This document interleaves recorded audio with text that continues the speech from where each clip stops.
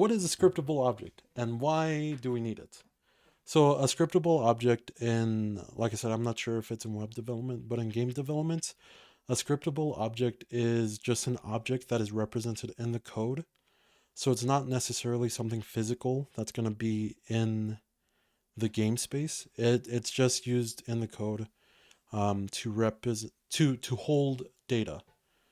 So the only purpose of it is to hold data, and it can hold any kind of data that you want. So a use case for a Like a scriptable, variable. uh huh, That sounds like a variable in JavaScript. yes, I mean, object too. To be honest, yeah, yeah, uh, equivalent is like objects have keys and values. yes. I guess this would be an object. It just has like keys and values. So Hmm. this is it has variables inside of it, and then you can put like whatever you want inside of the object. So an example for an object and why we would use it in the game would be if we wanted to make a player or an NPC. So information that we could have inside of an object, we could have like the NPC's health, and this is modular. You could change the health from object to object, so you could have multiple different archetypes and have them at different health. You could have sounds in the object, so it doesn't have to just be one sound either. It could be like a list of sounds. So if NPC is talking, it would have the actual audio for the talking. It can have the sprite, and this is where it would actually come into play to be represented in the actual game space. The sprite is just like the visual of it, or it could be a 3D model. It could be like a visual representation of anything to show in the actual game space. And it could have dialogue. So like if you're making an RPG or something and you want to have like interactable dialogue, you could literally write in the text. And most importantly, what we're going to be using dialogue, and we're also going to be using other scriptable objects. Um, so you can actually make a scriptable object hold the same type of scriptable object within itself. So this would be useful if we think about this example. You guys have both played Minecraft? Yep. Yeah, Yeah. of course. Okay. So in Minecraft, there's an enemy. There are two enemy types that are the little lava guys.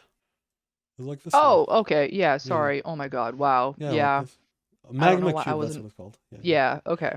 Yep. So when you kill these guys, they separate into little other tiny They versions of, multiply. yeah, yeah, they multiply into little tiny versions of themselves. So Mhm. for this type of thing, this could be a scriptable object, and then inside of this scriptable object could be a list of other scriptable objects, which is just like a smaller different version of itself with different health, and you could just like generate that um, very simply by just using scriptable objects. Okay, so kind of like the Russian dolls. Yeah, yeah. And it doesn't have to be like other things. It could other like versions of itself. It could be like anything. Like it could Okay. be a gun, for example. A gun could hold an instance of a bullet. So you could shoot a bullet out of a gun, and you would have the bullet be a scriptable object. Okay. Oh, so this is how in MMOs when you kill something they drop stuff. Yeah, it could be a that also. You could have like loot, and Uh-huh. the loot items could also be scriptable objects where it has descriptions, the name of the object, and then a Mhm. sprite representing the object. So scriptable objects are like really important in game development. Mhm. Um, they're used like everywhere. It's really simple to make stuff out of it. So how do we make one? How do we make one, Henry? That's me. That's you How asking do me. we make one, Henry? Okay. I'm glad you asked. So I want everybody to open up. I know it seems a little blurry right now. Let me go ahead and change this. Go ahead and open up your Unity. Booting up now. Okay. Does it look the same as this, as the Unity hub? I tell Yes. you when I'm back at my computer and getting water. Okay. Wait, mine doesn't do it. Do you have a license for it? Or do you need one? Licenses are free. Oh, But I oh, do have a license. What are you missing or what's different?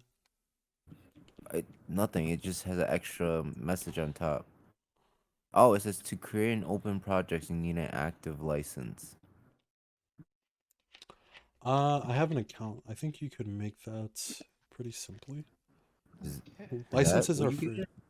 I'm just seeing a welcome screen that says sign in or create an account. So I'm just gonna create an account quickly. Yeah, create an account, and then see if you can make a license. I know you don't have to pay, because I didn't pay at all.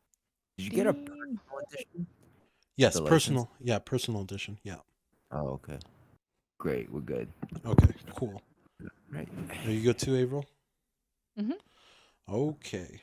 So we're gonna make a new project by clicking up here on the new project tab, and we're gonna make it a 2D project. On the right side, you can change the name of the project.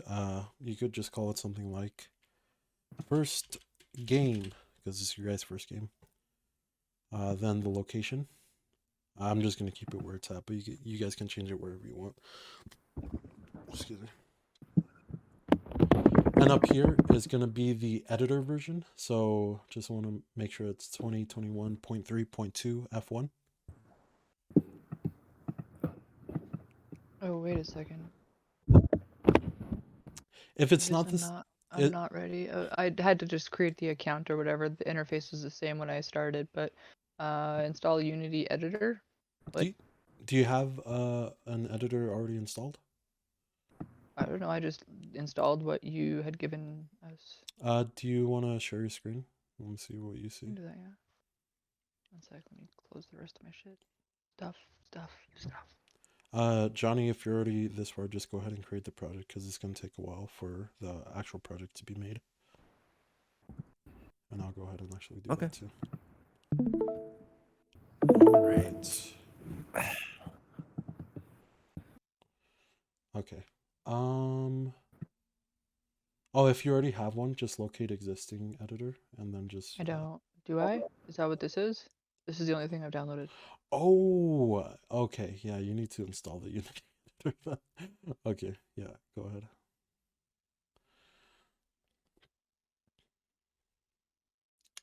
So hopefully you have good internet. Yeah. Okay. Am I wrong, or did that say 400 gigabytes?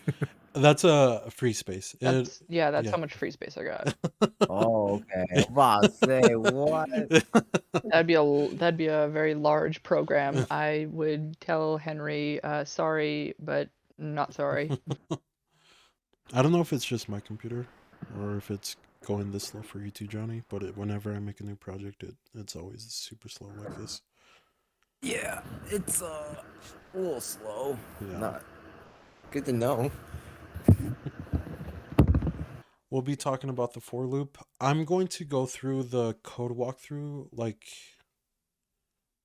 I don't know if this is the best way to do it, but like, I'm gonna like come into trouble and like try to tackle the problem as they come. So I'm not gonna do it like the Okay. most optimal way, but like I think the easiest way to follow. Mm-hmm. Okay. No, that's fair. Okay. I'm saying, but if you know, because I know C sharp and C++, those are two of the hardest languages to learn. And then the No. concepts behind Uh huh. it. No? Really? C sharp is a compiled language, so you don't have to do the stuff that you have to Uh-huh. do on C++. But I have heard C++ is difficult. Is one of the most difficult ones. Yeah, I thought. But C sharp is very much Oh, like okay. JavaScript. Yeah. So a lot of the things that I know how to do are because I just look it up online. And like every time I encounter That's that what being a programmer is. We're not programmers. We're professional Googlers. Googlers, Exactly. Yeah. maybe I I've seem had uh-huh. I've had friends that graduate from boot camps that still doesn't know how to code. I don't even understand that. They're just like, I just Googled everything. So, all right, cool. Mm-hmm. Yeah, Yes. yeah, I'm the same way. Yep. And if you need the answer to something and can't find it on Google, you wait for somebody else to solve Yeah. Yeah. it. Yeah. Okay. So you see the same thing that you're seeing on my screen, Johnny? Okay. So the first thing we want to do, because organization is super important, we're gonna make a new folder down here where it says assets. We're gonna right click, and then we're gonna create, and then we're gonna create a folder, and we're gonna call this scripts. Wait, give me 1 second. I did Okay. something. Accent. Okay. We'll go to assets. Right click, create a folder, and then just name it scripts. All right. Okay. I'm good. Then we're going to go inside of scripts, right click again, and we're going to make our first script, which is going to be the scriptable object. We're going to go in here and we're going to create a C# script. It's super important that you do not click anything else before naming it. You have to name it first. So it should already have it selected. And for this scriptable object, we're going to call it story blocks with no space. Story what? Blocks. Story blocks. Like our blocks for the stories. You're going to go Does it to... matter? Huh? You Does can it name it matter? whatever you can name it whatever you want. But just make sure you name it before you press enter. Okay. And then Alright. you press enter. And then it should have it made. And then you're just going to double click on it. And it should open up Visual Studio for you. Yeah. Okay. And I was having this issue. I don't know why it happens. But whenever I double click on it, it doesn't actually load up the file. It's going right now. But you'll see. You might see right here. Yeah, for me, it's not loading up the file. But just to get... I don't know why it does that. You could just double click on the file again. And it'll open it up if that happens to you. Okay. And okay. So it's going to take a second for everything to get ready. It should be set. Okay, are you here with me? Yeah. Okay. So in order to make a scriptable object, we're going to change this public class from story blocks mono behavior.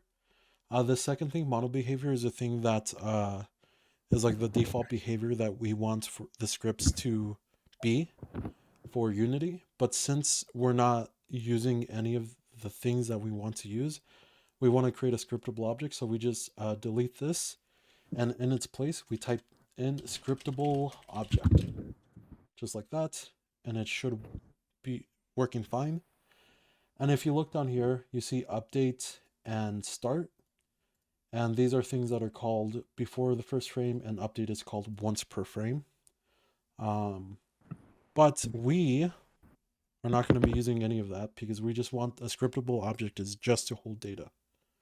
So we can delete these two. And then we're going to add in a string. Do you know what a string is, April? Mm-hmm. Okay. So in order to add in a string, we have to call the variable. We want to call what the type of variable it is. So we're going to type in string. And then we're going to type in our camel case story text, just like that. And then we save that. And now we have a scriptable object with story text. But if we go back to our Unity editor, you can see we don't really have a way to like create a scriptable object. It's already open. What didn't we just create? We create did it? create it, but how are we going to make the scriptable objects like in the actual editor? No. There is no way yet. So in order to actually make a scriptable object accessible in the editor, we're going to go above the public class, and before it, we're going to add this attribute called create asset menu, and then we're going to give it a menu name, and you can call this whatever you want. I'm going to call it a story block, and then you just save that. And then if you go back to the Unity editor, we're going to go up to assets, right click, and we're going to create a new folder because organization is important. And we're going to call this folder story blocks. Then we're going to go inside and we're going to right click again, create. And then we see that the story blocks that we just made in the code is going to be at the very top of our create drop down. So we can click that. And then we have our first scriptable object right there. Whoa. Wait, actually, give me one. So you create a new folder in assets. Yes. So Okay, actually, can we walk through it again? I'm at the part yeah, where I I just can finished the story yeah, block. I can see your screen. Just type in scriptable object I'm still screen share. Oh yeah, shit, yeah, I yeah, realized. Uh, with a capital S and capital O. Okay, and we don't need the start and update. But we do need the two closing brackets. Okay, and just I don't know if it's important, but put the first opening bracket on 6. I'm not too sure if that's important, but just in case. And then now we have our story block as our scriptable object, and the thing that we want to hold inside of it is going to be a string, and then you can name the variable whatever you want. In our case, it's going to be story text. Great, and you close it off with a semicolon. And above the public class, you're going to add in a new attribute so we can access it in the Unity editor. And you create that by just using open bracket, create asset menu. That's a curly brace, just a bracket. That's a parentheses, what? just a bracket. So the Oh, curly, bracket. yeah, yeah, Oh my god. Square bracket? yeah, square bracket. Okay. It's going to be create asset menu. And then after that, you're going to put a parentheses and then menu name. And then you could call the menu whatever you want. Story block. I'm just copying what you have on screen, right? Okay, yeah, yeah. Okay, Okay. and then you're going to go ahead and save it.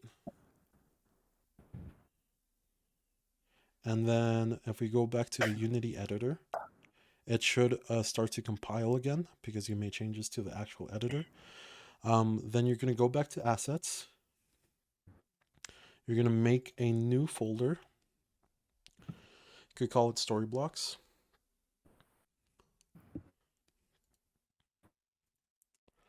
And then inside of there, we're going to create our first scriptable object, which is going to be the story block that we just created. You just click on story block at the very top. And inside, if you click on it, we have our first scriptable object on the right. You can see in the inspector menu. This is our scriptable object, but we can't interact with it yet. And the reason why we can't interact with it is because we didn't put in a way to actually mess with this string. So in order for us to start messing with it, we want to make it public to the inspector. There's two ways to do this. I'm going to show you the bad way first, and I'll explain why it's bad. The bad way to do it is doing public and then string story text. I spelled public wrong. And then if you save that and then go back to your editor, you're going to see when you click back on the scriptable object, you have now a section where it says story text, and you can type in whatever you want. So the reason why this is bad is that this can be accessed from a different file, from a different code file, and you don't want that to happen because you want each file to be sort of contained in its own way. Because once you start making things public, it's going to get really jumbled, and you can make two public things that are named the same thing, and it could mix everything up. So it's not good to use public. Okay. Yeah. It's bad to use public. So Bad to use public. a private way to do this is by using the bracket again, and you're going to call it serialized field, and then close bracket. And then if you save serialized field, open bracket, serialized field, close bracket. And if you save, you go back, it should look exactly the same. The only difference is that you cannot access this through a different file. So Okay, cool. so it has to be through this one. It has to be through this one. So cool.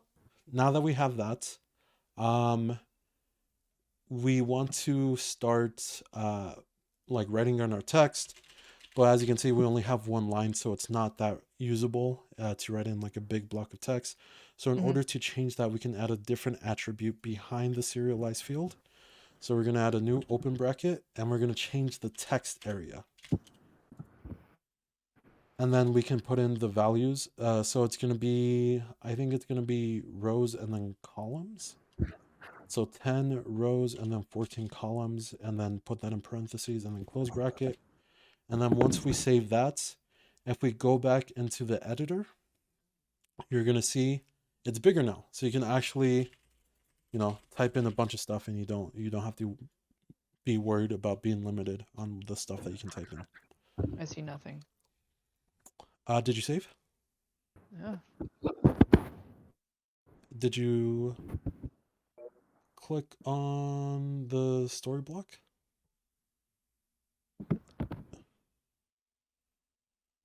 In the editor? In the Unity editor? Oh, it has to compile first. I was doing that. I spelled serialized instead of serialized. So I just had to get rid of the D. Serialized field. Yes. Then there you go. Cool. Okay, so now we can actually start adding in our text. So for mine, like you saw in the beginning, and you said you could improvise this, the first one that I want to do, and you could rename this. I'm just going to rename it to introductory or introduction. Introduction down here.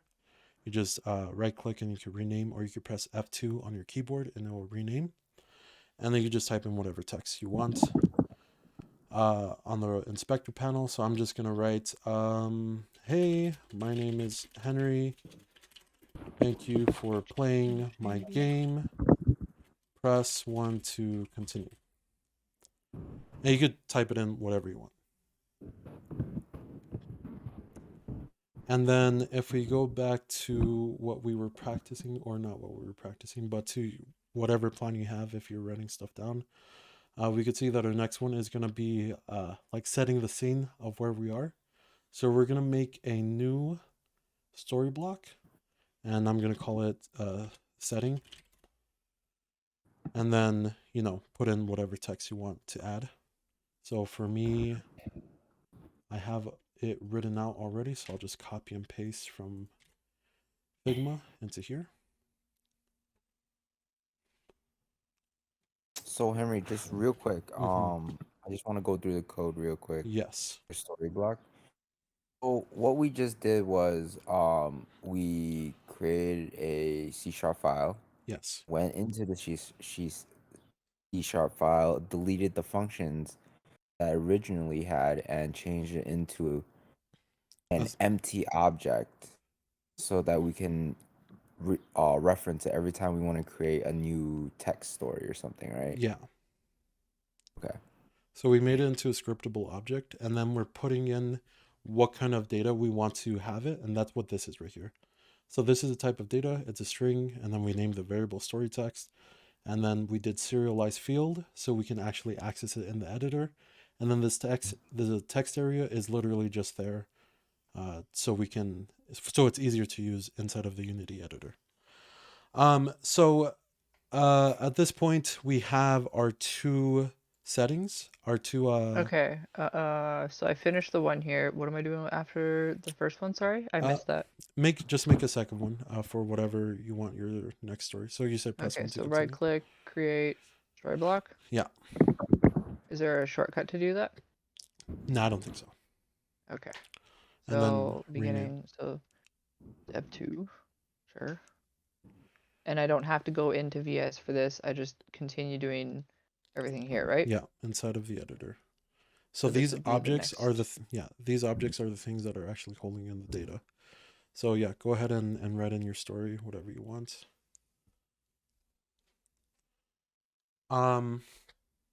I'll wait a couple seconds for you to write that in. So we have two right now, right? Mhm. But how do we access this one? How do we access the second one inside of this one? So like I said before, we're going to add in another data type into the scriptable object, and that data type is going to be this same type of scriptable object. So that's a little bit confusing, but hopefully when I do it, it'll make more sense to you. So I'm just going to write the data type that we want, and our data type is going to be the scriptable object, which is going to be story blocks. So we're going to write in story blocks, and then we're going to do next story block, or blocks with S. So we have this here. That's very literal. Yeah, it's good to keep your code readable. Um, and like I said, you can't access this yet because we don't have the serialized field. So we're gonna add another attribute behind this called serialized field, and then close that out. And now we should be able to access this inside of the scriptable object inside of the Unity editor. And as you can see Okay, down can you go here. back to that? Mm-hmm. So what that does is it just allows one object to call another object. It doesn't call, it just has it nested inside of it. It just holds that data inside of it. So we're just holding this data inside of the scriptable object. And if we look inside of our editor, you can see Mhm. next story blocks and then none because we don't have anything put into it yet. Okay. And then it should. I'm just Mhm. I'm just gonna watch along. I when I do both at the same time, I get kind of lost. Okay. Yeah, do, same. do you want me to slow down a little bit? Yes. Okay. Okay. Okay, so just to clarify, just making sure I have everything. So these are objects, scriptable objects. We're opening each one and attaching data into it in order for it to be the story. So I click on that one. That's what that is. This would can technically be the next one. So is there?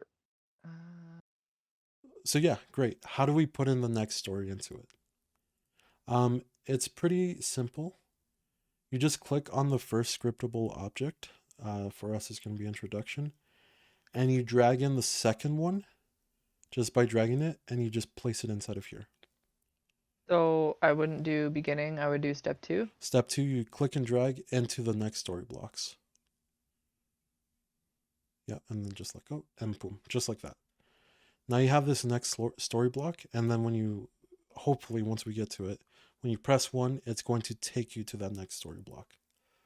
But now we have a problem. When we go to the next one, we can only put 1 in because we only have the ability to put in one scriptable object into here. Mm-hmm. So in order to fix that, we can change the story blocks into an array. And to make it into an array, you just put an open bracket, close bracket after the data type. I should know what arrays are. Arrays are just this is like like an object that holds multiple of that data type. So Okay. so we're if we go back here, you're gonna see we have a drop down now. Okay, so I just do that, save it. There should be a drop down. Yep. Wait, what? It's recompiling. It takes a second to recompile. No, I know. I just so confusing. All you had to do was enter in square brackets and it made it a drop down. Yes. That's weird. Unity does a lot for you. It does a lot for you. Okay. As you can see, it's empty now because it changed to a different data type. Instead of a story block, it's going to be an array of story blocks. So you just have to put in the setting back inside. And then from here, you can start making your other ones. So for me, I'm going to Have to put the setting back inside. What? yeah. So if we go to beginning, if you look at your story, your next story blocks, next to it, you're going to see 0. So you just have to re-put in your step 2 inside of the next story. Oh, okay. Yeah, yeah. And then you click That's the drop fair. down and it should be there. Okay, so we changed it to an array. Mm-hmm. Drop down. So once we create 2 more options, this is where they would go. We would put them both, like we would have one right here and then another one beside it, and we would drag and drop both of them.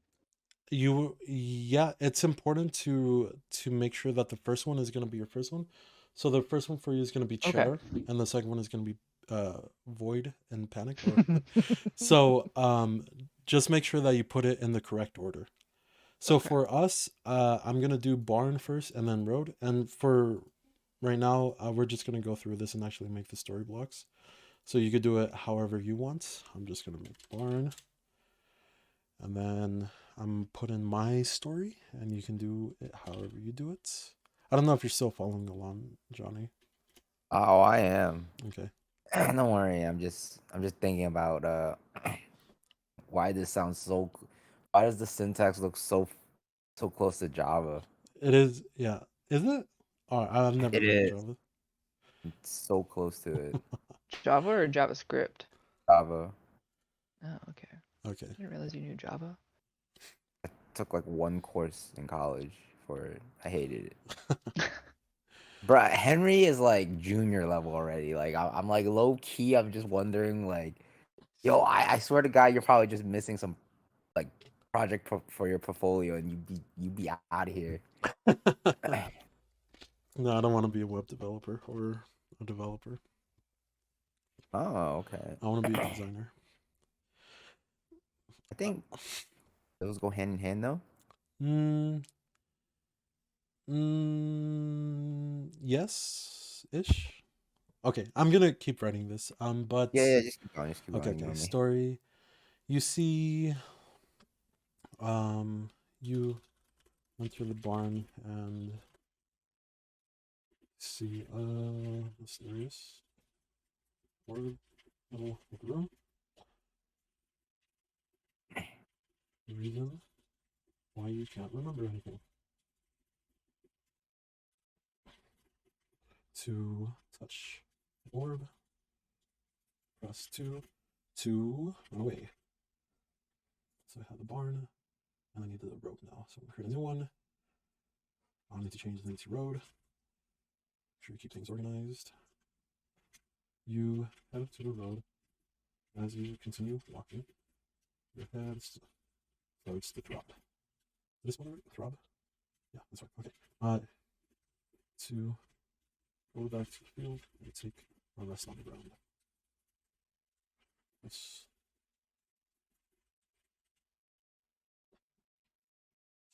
road, run away. What else am I missing? Sitting, road, barn. The barn. Okay, run away.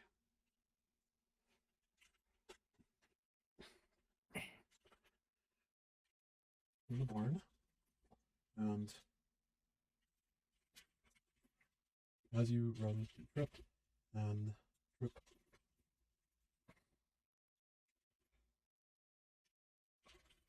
I'm pretty sure I spelled that wrong. Okay, I have a question here. Yes. Okay, so I wanted to make mine, a little bit scary and a little bit funny at the same time. And one of the options I want to have is going to be a repeat option, which is like essentially going to just take the person back to the end of the game or whatever. And wait, I'm still sharing my screen. You can still see it, right? Mm-hmm. Yeah, press 1 to die. Okay. I want it to be like, so obviously, with my step 2 here, I have press 1 to inspect the chair and press 2 to scream into the void and panic, right? Mm-hmm. So so my option here is the void. If someone chooses the void, obviously it's kind of like the end because there's no progression, right? So Mm-hmm. you scream into the void forever, press 1 to die. So obviously if they're screaming into the void forever, they're going to die. So I'm going to have this option kind of come up a couple of times throughout the story. Mm-hmm. You So can, is there a way to make it so that when they hit like 1 to die or whatever, I can attach the same yeah, block to like do the yeah, same thing, just drag and drop? yeah, yeah. You just drag the same one in. Okay. Yeah, Can I have it loop back to the beginning from there as well? Like, is that yeah, yeah, possible to have two actions or whatever where they press 1 to die or whatever, they die and it goes back to the beginning, yeah, yeah. You right? would just link the beginning one to this one. Okay. Okay, I think I'm getting it. Yeah. Maybe. I'll go through it with mine because I do a similar thing where everything leads back to the beginning. It's sort of like a loop. So I can show you mine once I'm done with it. Okay. Road, barn. Can I put these in order? You have to I don't. name it in order to put it in order. So a good way to Son do of a that bitch. would be to name it like 1 dot and then whatever, and then 2 dots and then the name of the block. Okay. So you could rename them. So, what I'm getting from this is that each object is created by itself, Mm-hmm. but because you created a array inside the object, Mm-hmm. it it can wait. I'm not sure if it refers to the next object or does it contain the next object. It contains the next object. contains the next object. So it just fixed it for you when you clicked it. What did it change? Yeah, fix it. Let's see. Oh, it's your naming convention of the object. So instead of doing a dot, try doing letters. So 2.a or something. I think that's it. I'm not too sure. But I just removed the dot completely. Yeah. Interesting. See, Unity does so much. Sometimes for the opposite of the benefit. What is it called? The unbenefit of you. What is the opposite? So I'm back on track. Okay. So Okay. I'm gonna go through on my screen, just connecting everything up together. So this is just going to.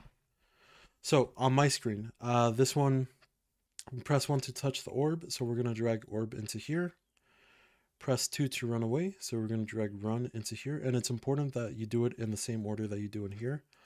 So orb and then run. And if you happen to accidentally switch them, you can actually just drag and move them up. So it's not a huge deal if you don't put it in the order, but you do have to fix it. Next, we're going to go into introduction. This one already has setting, so that's great. And this is the only option. Next, we're going to go into orb. This one is actually going to take us back into setting, so we can just drag in setting into here. That one's good. This one is also going to bring us back to setting. Run is going to also bring us back into setting. And then setting has the option of barn first. So we're going to put barn here. And then road second. So we're going to put road second. So let's go through all of them and just make sure that everything is hooked up correctly. Yes, yes, yes, yes, yes. Cool. So we have ours set up. You can continue later if you want to keep expanding your story. For now, let's continue on to the next section, which is going to be actually making the UI for the game, actually being able to see the text on the screen. Great. We have the data. How do we put it on the screen? So if we try to drag inside, nothing happens because we can't put the data directly onto the screen. We have to have a way to connect it to something on the screen first. So in order to do that, you're going to right click in the hierarchy panel. You're going to create a UI, and then you're going to create a canvas. So the canvas is the thing that, just like a canvas, you put everything on top of the canvas. If you don't have the canvas, you will not be able to see the UI elements. So you can double click on the left side on canvas, and it will adjust your scene window to see the whole thing. First thing we're going to do is we're going to make it so if you like adjust it like this, it doesn't change the size of the canvas. And really simple to do that. You go to game at the very top, and then you click, instead of free aspect, you click on the drop down, and then you're going to click on full HD. And this is going to keep it the same. So no matter how you scale your windows, it's still going to be 1080p. So as you can see, it changed the size of the canvas. So you just double click on it to readjust the camera. If you double click on it again, it'll like zoom into the very center of it. We're done with this, sort of, almost. On the right side, we want the canvas scaler to be scale with screen size. And then we're going to put in the reference resolution. So our reference resolution is going to be 1920 by 1080. And this is just a full screen resolution. This is HD resolution. So we're done with this. So we have our canvas. It's fully set up. So now we can start adding in our UI elements. The first one we're going to add in, you're going to right click on canvas, go down to UI, and then type, select text mesh pro. It's going to have this pop-up window. Just go ahead and import TMP essentials. And then it's just going to import some data for you. So Unity had its own text option, but they got rid of it because it just Text Mesh Pro was just better. So they took away their own option. First thing that we're going to do, because organization is important, you can close out of the TMP window. We're going to rename the text elements so we can know what it is. So for our case, you can right click on it and then rename, which should be somewhere here. Can I just do that right here too? You can also do it at the top right. Yes. And we're going to name this game title because it's going to be the name of the title for the game. For mine, you have to go down here to where it says text input, and then this is where you can actually change the name. I'm gonna call mine barn or looping barn, the looping barn.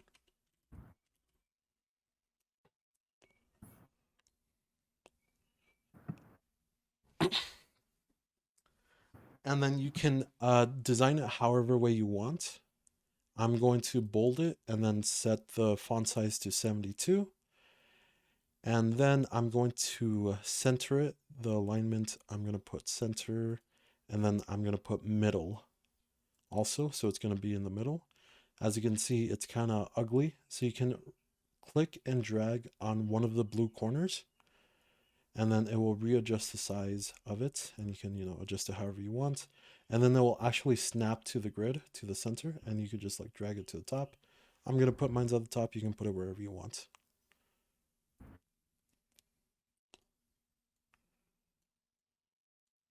Boom.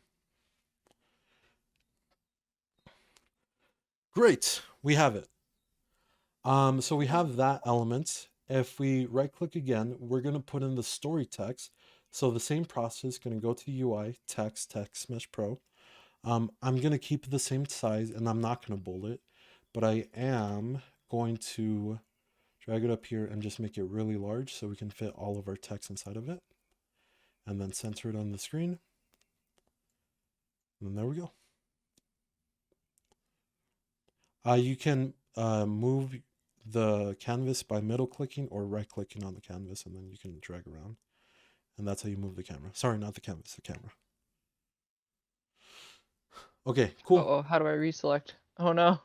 I think it's the vector one. It's the second from the bottom.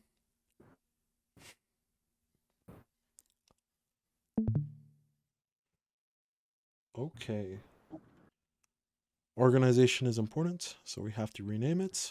We're going to call this, or I'm going to call it story text. Great. So, if we click play now, we're going to click play and we're going to see, ooh, there it is. There is our game UI and it has the text and it has everything, but it doesn't actually have our story text. So how do we change this new text into our story text? Because we don't want to rewrite it every time. So how do we do that? Before we do that, actually, let's go into main camera and you can change the background color by clicking on the main camera on the left side. And then on the right side, there should be a background and you can change the color. I'm just going to change it to a dark gray, just so it's easy to read on the white background, but you could change it to whatever color you want. And if you go into the game window at the top next to scene, you're going to see how it looks when it's rendered out. And you can even change the color of it while you're in the game window. So if you want to see how it looks, you can preview it while in this window.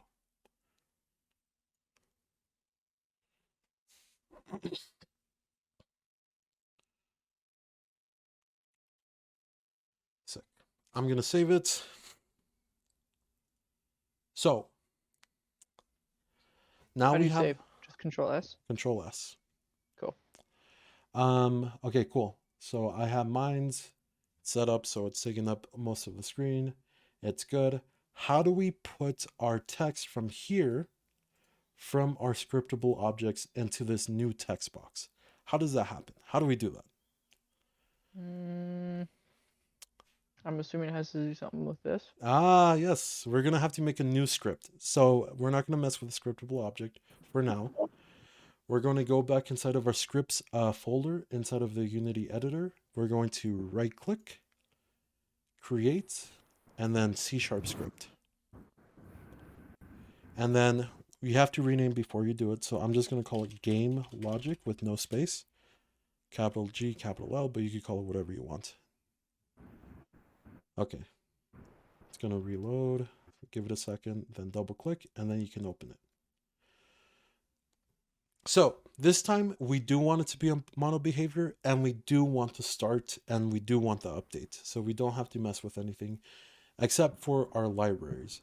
We want What was to mono behavior again? Sorry. mono behavior is just the standard behavior of scripts when you make Okay, yeah. when you make a script. So it's just a default. So we want it to be default. We don't want to change it to a scriptable object. Okay. We are going to be messing with the Text Mesh Pro, which uses its own library. In order to add that library, it's super simple. Just add at the top. It doesn't matter where it is, but I just like to put it above Unity Engine. Using space TMP RO, lowercase ro, click save. That's it. So now we're using the Text Mesh Pro library. So the reason why we want that is because we want to reference this story text inside of the code. So how do we reference it? Just like we did with the scriptable objects, we're going to make a serialized field. And we're going to do that above start, above our methods. And then we're going to ask what kind of data is this going to hold? For us, it's going to be the Text Mesh Pro text. So in order to type that in, we do TMP underscore text. And this is just something that you learn just like with experience. You're not going to be able to like learn all of these, but Googling. Oh yeah, I'm Yeah. confident I'm gonna forget everything you're telling me. Okay. Googling stuff. And then we have to name this variable. So for us, I think it makes sense just to call it story text, camel case it. And then we're going to save this. And then if we go back into the Unity editor, you see nothing changed. We still don't have anything. And it's because we haven't assigned our game logic script to anything. So in order to assign our game logic script into something inside of the game, we have to go to the hierarchy menu again, right click on the empty space, and then we're going to create empty. And then we can call this whatever we want. I'm going to call it game logic. Makes sense. And then we're going to drag our game logic script into the inspector panel for game logic. And you'll see, there it is. We have story text and it's looking for TMP text. So this is what it's looking for. Right now, there's nothing inside of it. Didn't say that for me. Did you save it? Yeah. Let's see. We go back to your script. Serialized field, TMP, story text. Start using. Oh, do you see the problem? You're missing the semicolon after using TMP Pro. There you go. So if you have a syntax error, it's just going to break. Sorry. You're good. Okay, so it's in here. So how do we reference it? Just like a scriptable object, we're going to drag in the story text from our hierarchy panel and drag it into our inspector panel right here, into the story text. Very simple. So now we have access to this text box inside of our code. Very cool. Inside of our logic, we can now access this. So we want to have a starting story block. So we also want to add a new serialized field. And then this one is just going to be called story block because that's the data type that we're looking for. And then we can call it, you can call it whatever you want. I'm going to call it starting story block. Save it.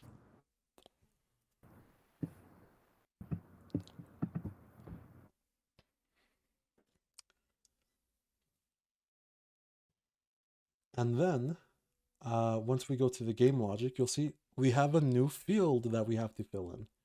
So what is going to be our starting story block? If we go into Is that story back? blocks, it's going to be whichever one is your starting one. And then you just click and drag into it. For me, it's going to be introduction. For you, it's going to be named something different.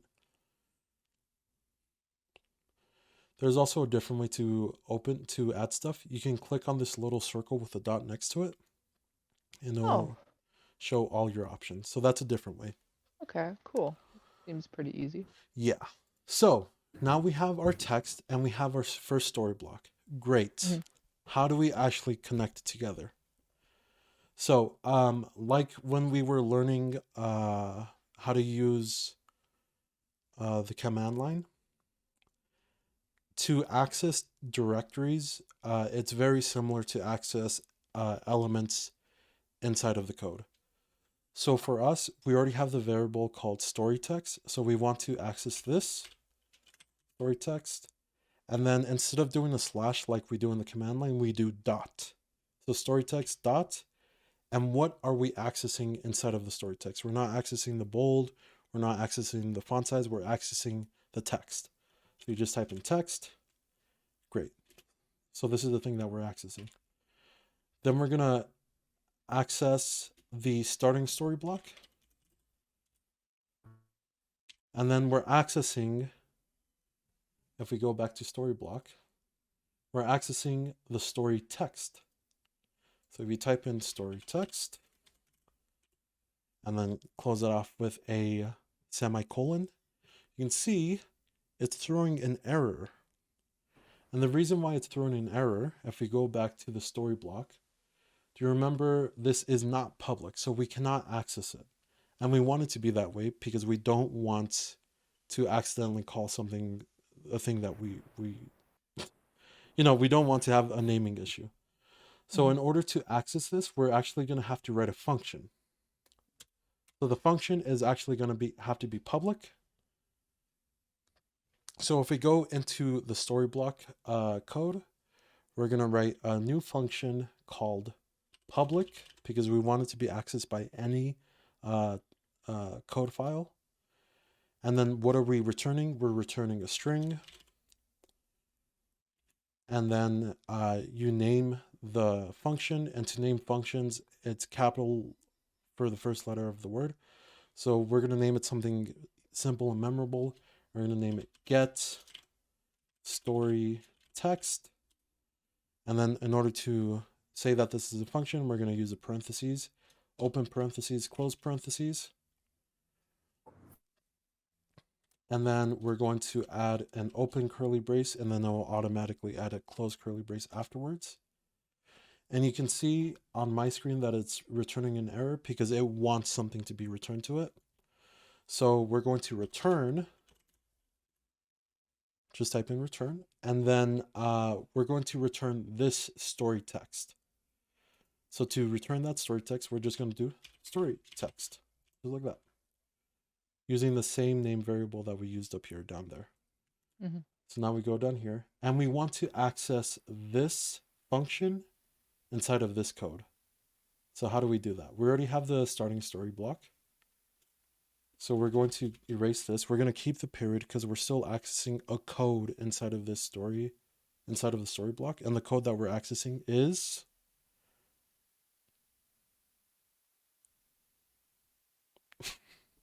Are you asking us? yeah. What's the code?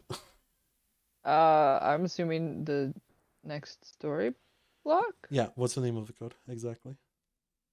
Oh, I have no idea. If we go back to Starting story block? text. it's if we go to the story block code, we're gonna see that the code that we're accessing is get story text. This is the code that we want to access.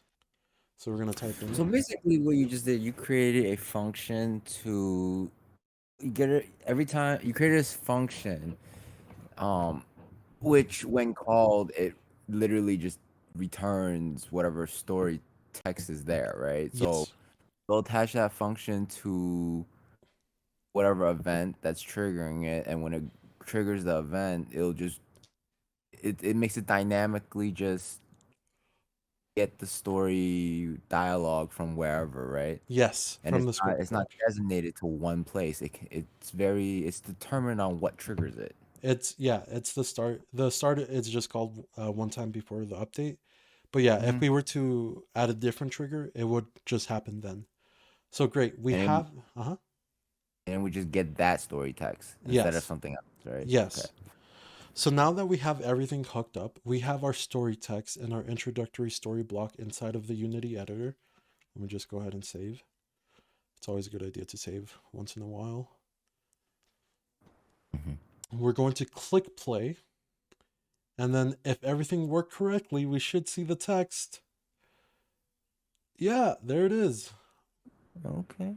Hey, my name is Henry. Thank you for playing my game. Press 1 to continue. And you should see the same text or whatever text you have for your introduction on the screen. Great. So if I go in and change it, hello, welcome. 1 to continue Mm-hmm. and save it. I should be able to go in. And it says it. Haha. That's Okay. sick. Yeah, that's sick, right? Yeah. Okay. Okay.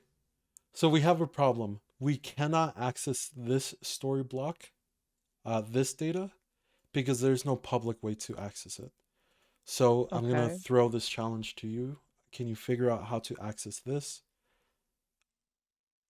Access the next story block array? And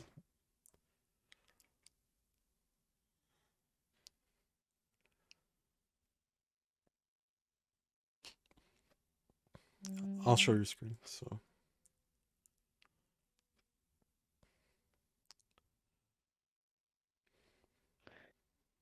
Okay, so the objective we're supposed to be doing is making sure that we find a way to have the ability to go to the next story block, but it won't let us because it's not public, so we need to find a way in order to do it.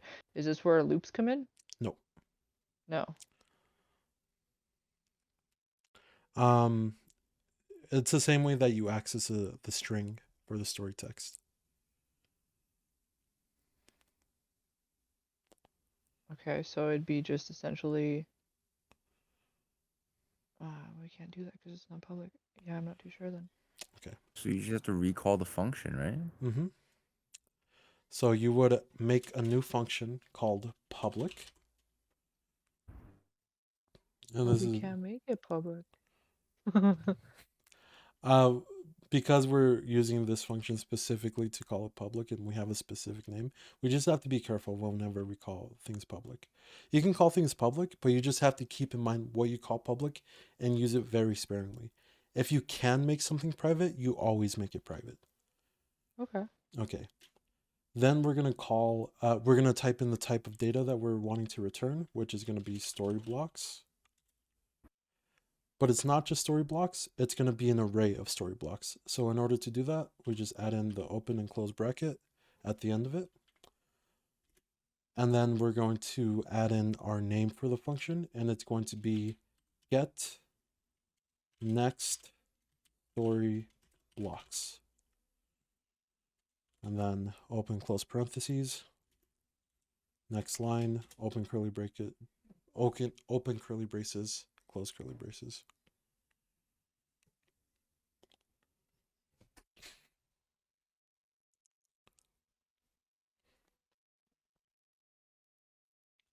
And then like before, it's giving us an error because we still have not returned a story blocks array. So we just click return. And then what we want to return is this variable, which is next story blocks. So we're going to do next story blocks, just like that, and save it.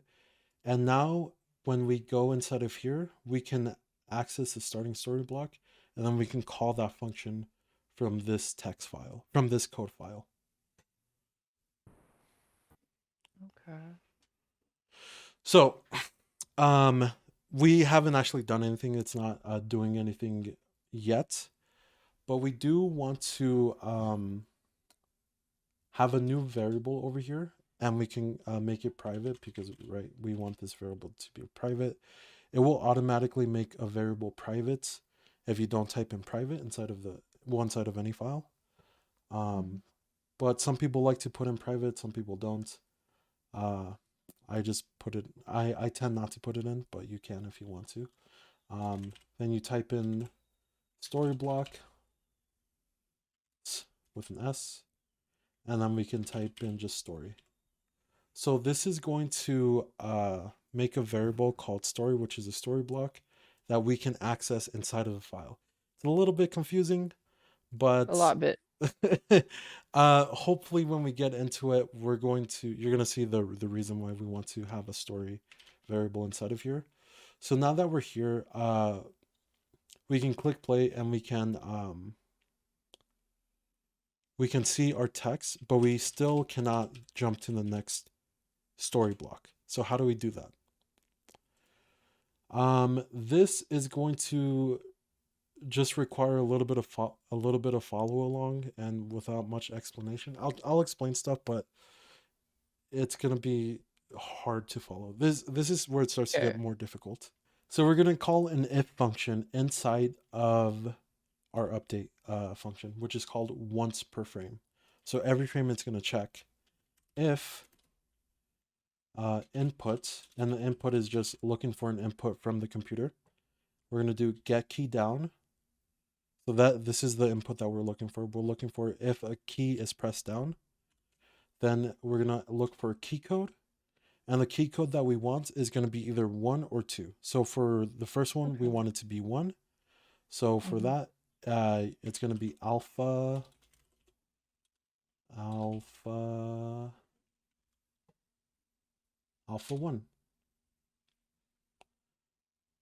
So alpha 1, and then we're going to, what do we want to do if we press alpha 1? We want the state to change into the new state. So if we press 1, if we press 1 right here, we want this story block to be called. We want our current state, our current story, to be changed into this new story block over here. So in order to do that, we have to assign our story is going to equal, and this is where this variable comes in, is going to equal our man. Give me 1 second. How are we going to do this? The element, right? The element you wanted to go to?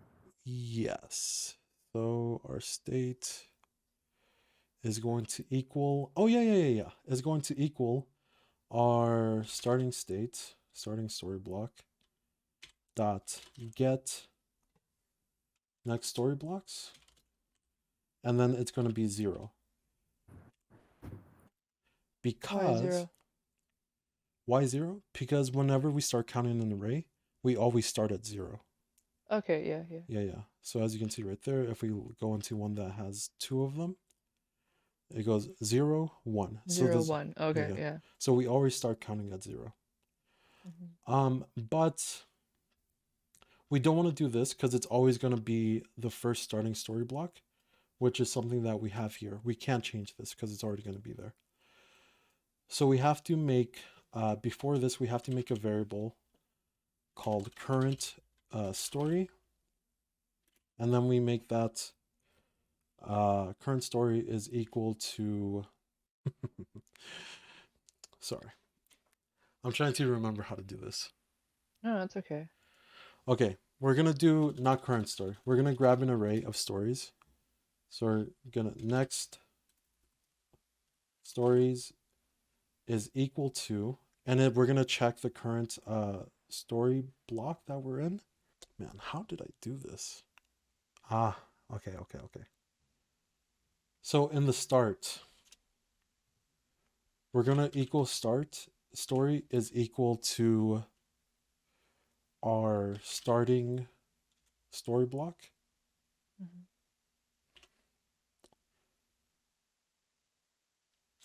Right? Left.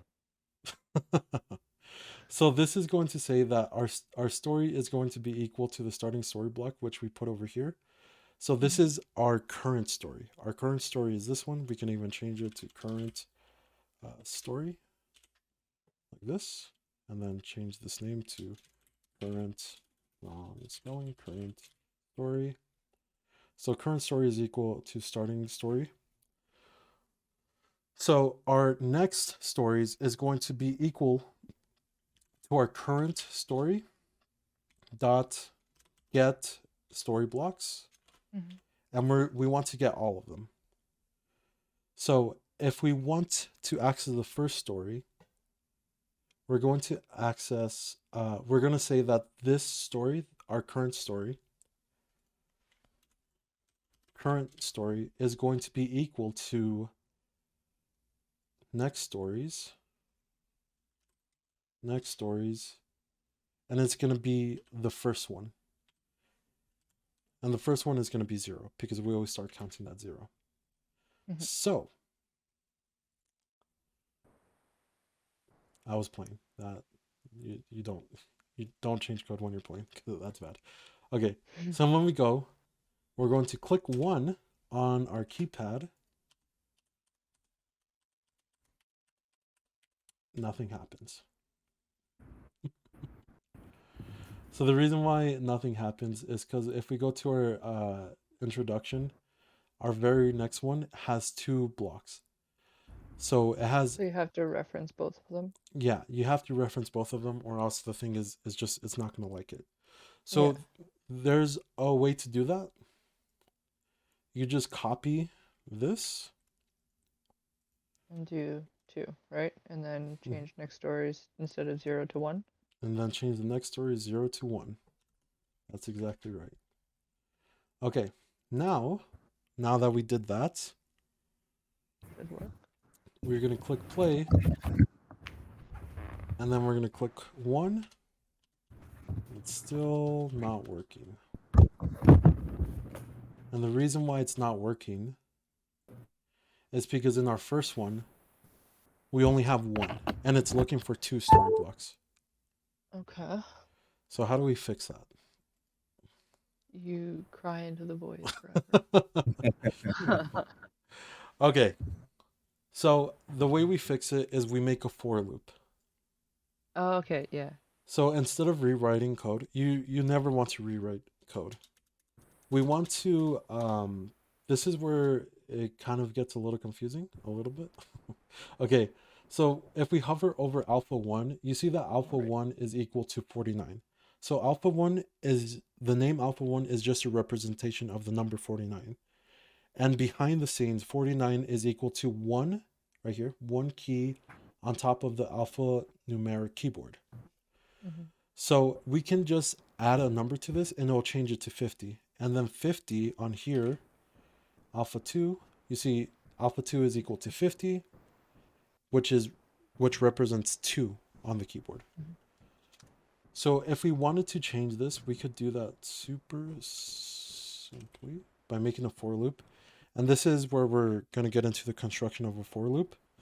So in order to do a for loop, you do for, open parentheses, close parentheses, and inside you're going to make a new variable.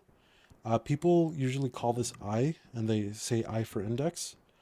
And you want index, and you're going to, inside of C#, you have to name what it's called, so it's integer. Then index, and you're going to equal this to 0. This is just the structure of a for loop. Then the next thing is going to be how many times do we want it to repeat. So we want it to repeat the number of elements that we have inside of this array. So how do we do that? We do next stories dot length, just like that. We want it to repeat that many times, and as long as index is less than stories dot length, we still want it to repeat. So every round, how much do we want it to repeat by? We want it to repeat by 1. So index is going to be index plus plus. That just means that we want to add plus 1 every time we go around in this loop. So we're going to add this. Make sure that our spacing is correct.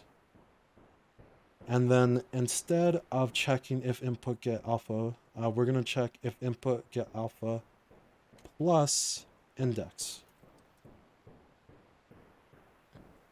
And the index is right here because we made that variable over here. And then current story is going to equal next story index. So, are you following this? A little bit. Okay. So the first time that we're going to go through this for loop, index is going to equal 0. Let's just be comfortable with the idea that index equals 0. Then it's going to repeat as many times as we have, as many times as this array is. And then we're going to repeat, we're going to add a 1. We're going to say, okay, we went through it one time, so we're going to add plus 1. So then the first time that we go through it, it's going to be key code alpha plus alpha 1 plus index. And what is this? This is just a number. Okay. So that adds in the ability for it to register. If there's more than one option, it'll actually push it through. Yes. Okay. And we're adding index. In this case, index is 0. So we're adding 49 plus 0. Okay. Which doesn't change it. It's still going to equal Doesn't change 49. it, Yeah. And then we're going to go here, and current story, which is this thing that we called up here, is going to equal next story index, which index is still going to be 0, right? And 0 is going to be the first one that we have right here. Okay, so that allows it to register on the first one without having... Yeah. Okay. So every single frame it's checking, did we press 1? And then if it's going to check, it's going to go through it again. And so did we press alpha 2, which is going to be 50? So on our next go around, it's going to equal 1, right? So this is going to turn it into 50, and it's going to be alpha 2. So this index is equal to 1 now. And if we click 2, our current story is going to equal next stories, which is an array of story blocks. And it's going to be 1. So for example, if we go over here to settings, this is going to be our first element. So it's going to equal next stories 1, which is going to be this one, right? Okay. So this for loop is just saying like, okay, let's check through if they press 1 through 3. And if we press 3, nothing's going to happen. Yeah. Because we only have 2 elements. So that's what this is doing. And then at the end, we want to update this story text. So we're going to update this story text by saying story the same way, story text dot text, because we want to change the text of the story text. And then it's going to be our current story dot get story text, just like this. And that's it.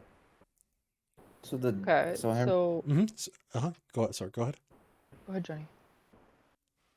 Oh, also the dot text after story text is just referring to the content being contained inside the story text, right? Yes, because this is our story text. And if we look inside of here, there's a bunch of different options. There's position, there's width. So it's taking all of that data into account, not just the fact that it's text. Not just the fact that it's text. But because we want to access the text, we're just saying dot text, which is accessing this part. Okay, so the style applied to it is the stuff within Unity. It's not necessarily what we're looking at in VS right here. Yeah. Okay. So this is the equivalent of like dot inner HTML? Yes. Exactly. Okay. Bruh. Okay. This is like magic. I'm kind of following the concept, but watching you do this, I have no idea what the hell you're doing. But as you're explaining it, I'm like, okay, so what he just did means this, but I have no idea why or like how you got get next story blocks, current story dot next stories dot like I understand where these names are, but I don't know, man. Just piecing it together is like, it's a little. I've never dealt with anything like like this before, so having all of this kind of just thrown at me is like, oh my god, this is like magic. Yeah, it's a little Are bit. you a wizard in your D&D game? No, I'm the GM. I don't get to play. Sad. Damn! Oh, that sucks. Okay, so now that we have this whole thing hooked up, we should be able to go back here. And it's giving us an error because, like I said before, it's saying like, oh, we didn't have that number here. So if we click play, we should now be able to click 1, and it takes us to this option. Then click 2, and it takes us to that option. Click 1, click 1, click 1. So everything is working properly now, Mm-hmm. which is cool. And it loops back to the beginning if you get to the end of it and there's no option to go forward, right? Well, that's Looks like it's determined. looping. Yeah, that's determined on what you put inside of this array. Okay. Okay. Yeah. So this is the code to do it. And if you guys want to go ahead and not necessarily copy the code, but go through it and type this in.